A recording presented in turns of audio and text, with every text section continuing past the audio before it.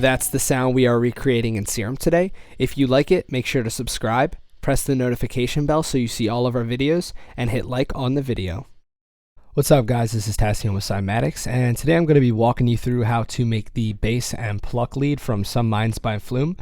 So first I'm going to play the original, and then I'm going to play our patches. But first let me let you know that in the description below we have the download link for the patches and the MIDI, so I definitely suggest that you get the patches and the MIDI and follow along with us. But anyway, here's the original.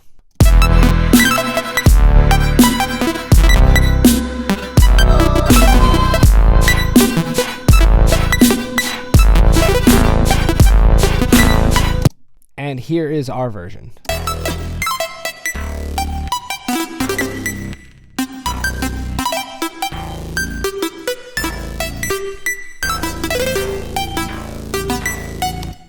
So these patches aren't necessarily that hard to make, but I think what really is important in a song like this is songwriting, arrangement, and just like this, these MIDI notes are scattered all over the place and swung and delayed and not perfectly on time. So I think this song is more about writing than sound design, but there definitely is a sound design element that goes in this song, and it does match the vibe perfectly.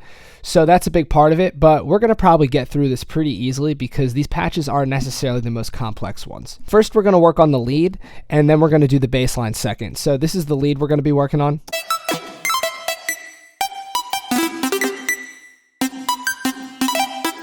So yeah, these MIDI notes are absolutely crazy. They're all over the place. But first thing we're going to do is we're going to hit Command-Shift-T to make a new MIDI track. And then we are going to open up Serum. And then we are going to drag this MIDI down to our new track. We're going to copy and drag it. So that's Option, click, and drag. So we have the exact same MIDI going on. So this is what you should be hearing.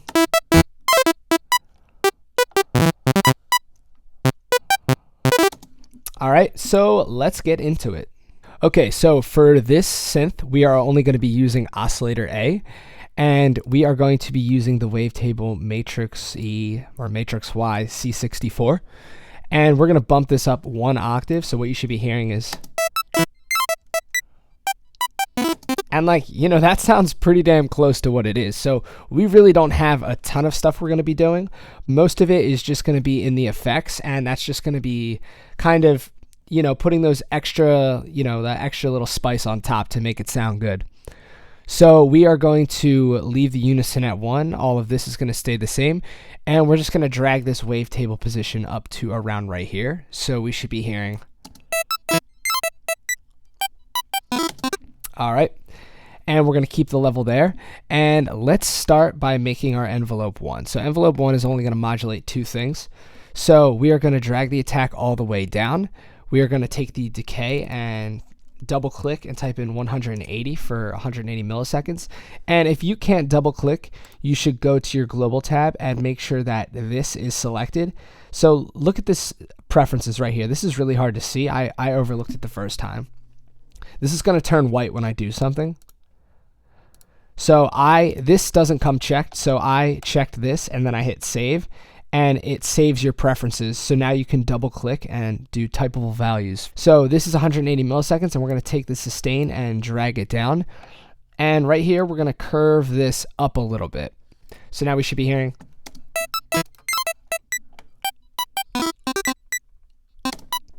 All right, and that is literally it for the oscillator tab, except for we're going to turn on mono legato and drag the portamento up a tiny bit because there's a lot of overlapping notes and we don't want them to conflict with each other. But it kind of will sound like it's conflicting, but it's like on purpose.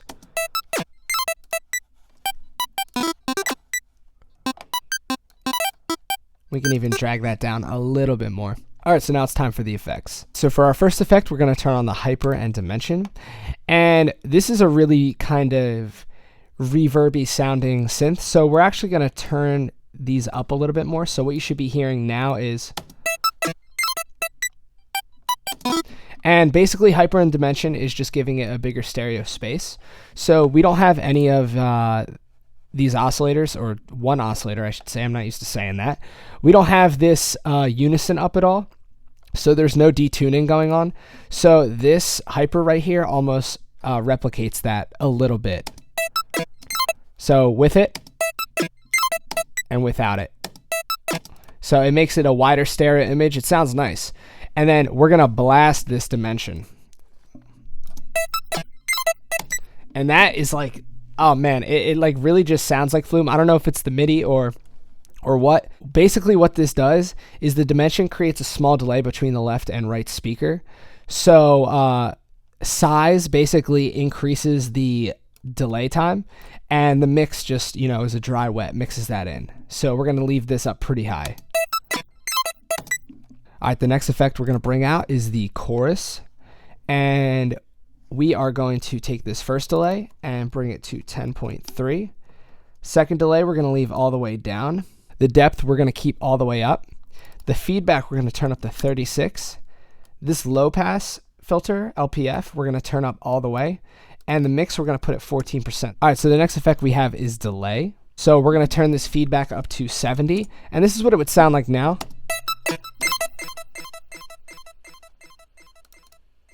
So we don't want this BPM sync delay. We're going to turn BPM off.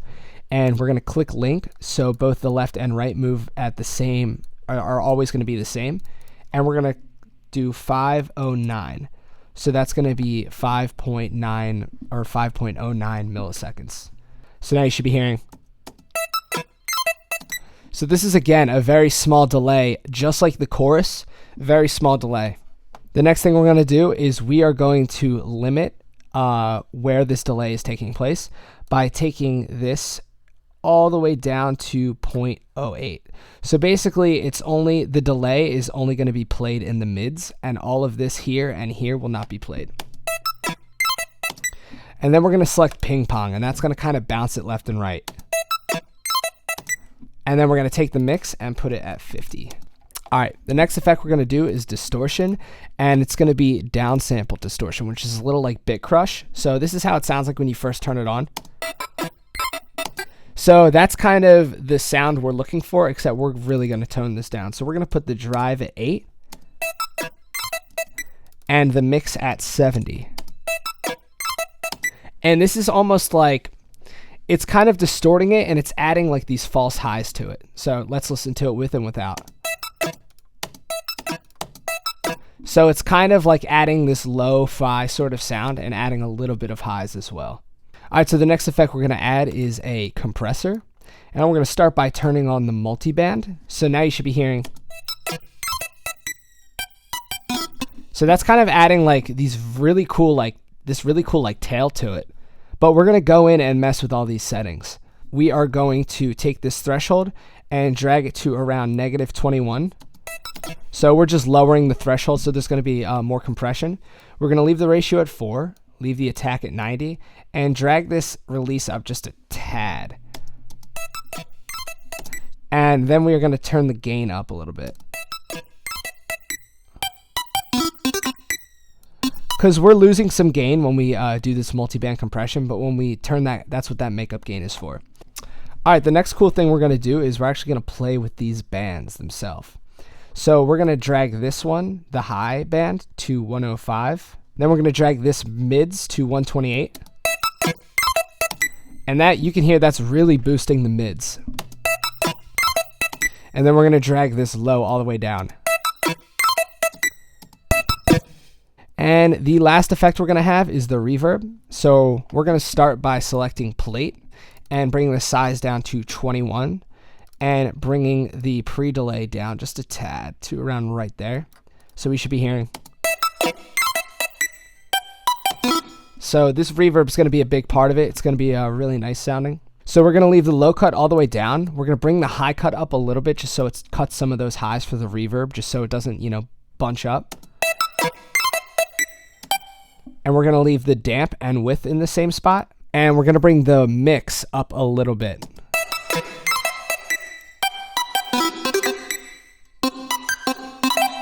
So it's like we have this short like reverb, but it's like very prominent in the sound.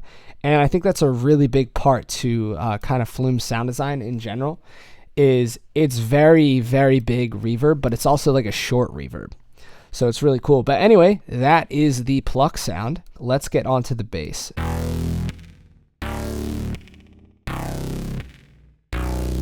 Just like before, we are going to make a new MIDI track, Command-Shift-T. And we're going to copy this MIDI down by holding Option and dragging down. And then we're going to open up Serum. All right, so now what we should be hearing is...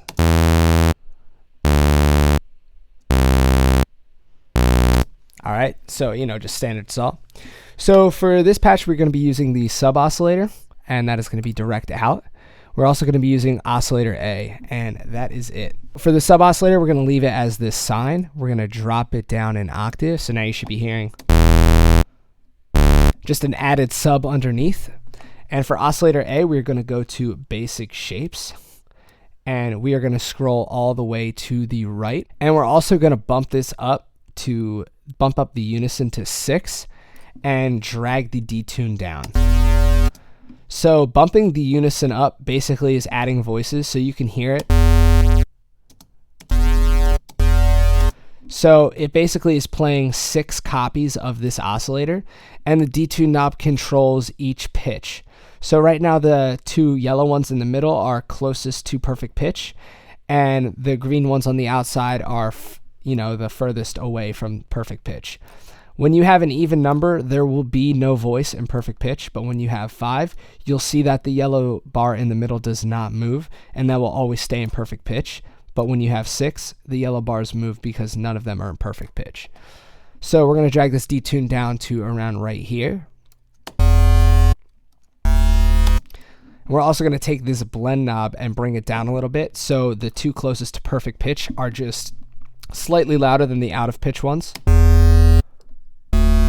And that is basically just going to be adding some beef to your saw, so it's just not this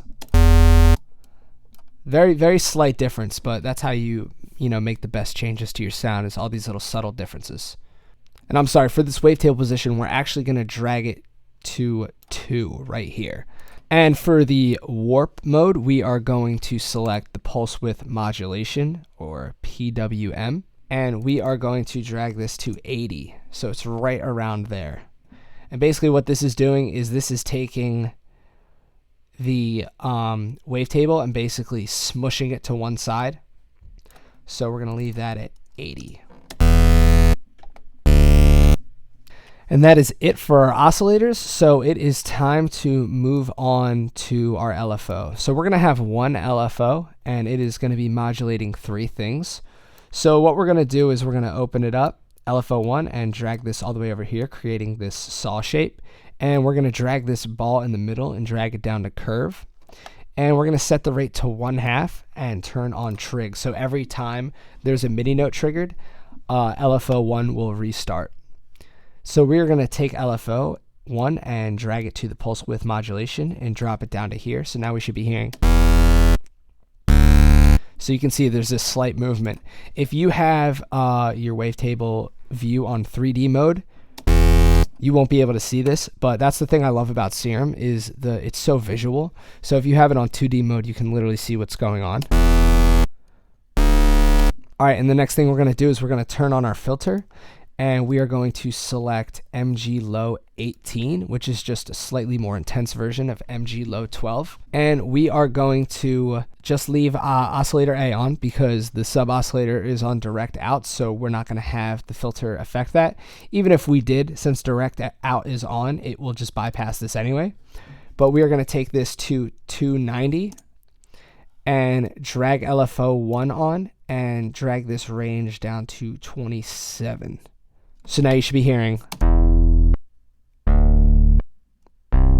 And this is just kind of taming the sound so there's not all those like harsh highs in there. The next thing we're going to do is we're going to take the resonance up to 34%. So basically where the filter bends, there is going to be a small peak, which kind of gives it a valley sound. So let's exaggerate it real quick. So we're just going to want that at 34%, just to give it a slight boost right there. And then we're going to take LFO1 and do our last modulation on the mix amount and drag this down to -4. And this is just going to be very, very, very subtle. So it's not something that's going to make or break your sound. that is all the modulation we're going to do. And outside of the oscillators and the filter, the only thing we have left is to go down to this voicing tab and select mono legato and drag the portamento up to around 77, 86 milliseconds. So the first effect we're going to put on is the EQ. We'll drag that all the way up to the top, and we're going to double click on frequency and type in 60 because we don't want to cut out that much lows. And we're going to take this Q and turn this down to 40, so it's more of a mellow curve. So now we should be hearing something very similar. We're going to leave this high pass, or this is actually a high shelf. We're going to leave this high shelf at 2041 hertz. We are going to take the Q down to 20, so it's a much more mellow curve. Because if you have this up right here and you go to boost this gain, it's a very unnatural curve. So we're going to turn this down to 20, and then boost this high shelf 5.7 decibels. So that's basically just cutting out a few of those lows because we're going to have the sub with the direct out doing that work. And then we're just boosting some highs. The next effect we're going to add is the hyper and the dimension. And this is basically just going to give our synth a little bit wider stereo image. So now we should be hearing. So what we're going to do is we're going to turn this mix down a tiny bit. And you could basically put these settings to whatever you like because it's not going to make a drastic effect towards the end. But then we're going to turn this detune up a little bit, the rate down. This is sort of adding some highs and making the stereo image wider. So you can hear this, and then we'll turn it off. Sound is a little wider, has a little bit more of like highs built in. Then we're going to move on to the dimension and turn the size down to around right here, around 15%, and turn the mix to about the same. So the dimension just causes a quick delay between the left and right speaker, giving it a wider stereo image. The next effect we're going to add is distortion, and we're going to leave this on tube, and we're going to take the drive up to 80. And this is really just going to compress our sound and make it more aggressive. So I'm going to turn the drive all the way down, and I will play it and turn the drive up to 80, and you can hear the difference.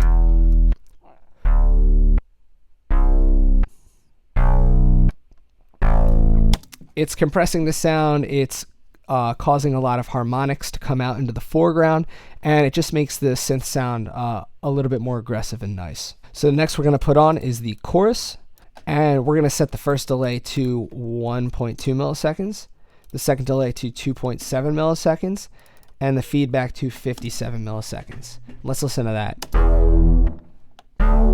That's a really cool phasey effect. So let's turn this feed down because I think this is what's giving it most of its sound.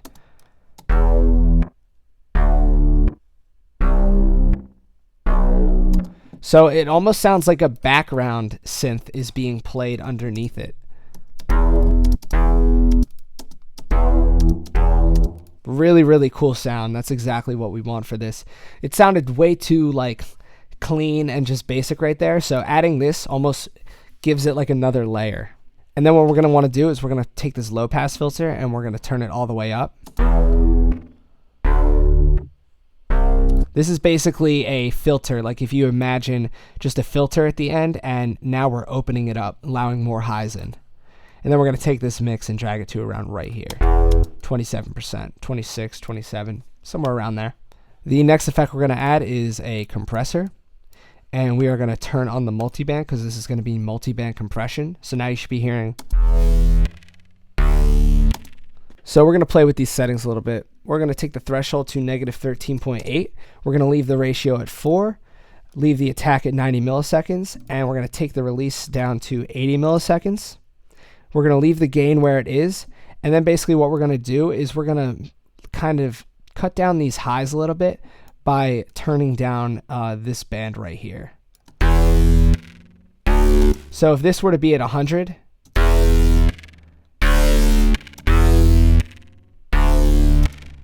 see, the thing with the multiband compression is a lot of times when you turn the multiband compressor on, listen to it with it off, it really brings out those highs and compresses everything. So we're kind of countering that by dragging this high band down. And the last effect we're putting on is a reverb, and we're going to leave it at Hall. We're going to take the size to 26%, the decay to 2.1 seconds. So now we should be hearing. We're going to cut a lot of the lows because we don't want that muddy buildup. And we're going to bring the high cut down because we don't want to cut as many highs. And we're going to turn the spin down a little bit and leave the spin depth right around where it is. And then last thing we're going to do is just turn the mix up a tad. All right, so that is it for the effects. And the last thing we got to do is go into the global. And I'm going to drop this stack.